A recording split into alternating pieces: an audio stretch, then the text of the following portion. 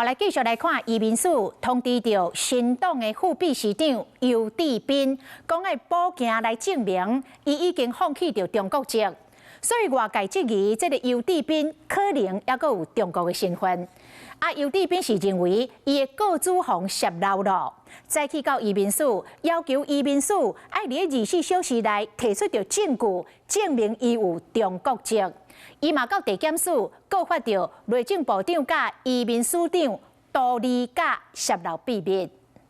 我现在跟移民署宣战。原经伫移民署的门口咧警戒，就惊讲发生冲突。新党副秘书长游志斌讲是来主动投案，因被通知爱补交送出原籍证明文件，和外界质疑，还阁有中国身份。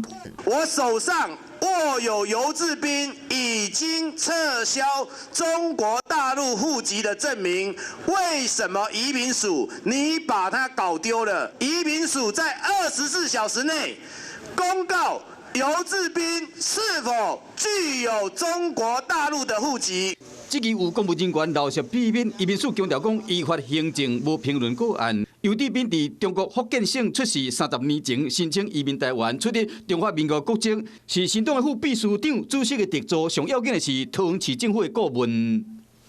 游志斌挟市政顾问的名义大闹立法院，公开嘲笑女性立委和女性议员。桃园市议会民进党团也曾公开召开记者会，要求张善政市长解除游志斌市政顾问的职务，但张善政市长却依然忽略他的争议事件，坚持聘任。是否涉及泄密，又或者根本就没有双重国籍，而是涉及诽谤？而关于这一点，多方证据都还未充分。游志斌因为参选过桃园市议员，中立选区的立委拢失败，后来被找去做市政顾问。市政府将会等移民署的结果出来了，才要讨论敢要撤销伊的职务。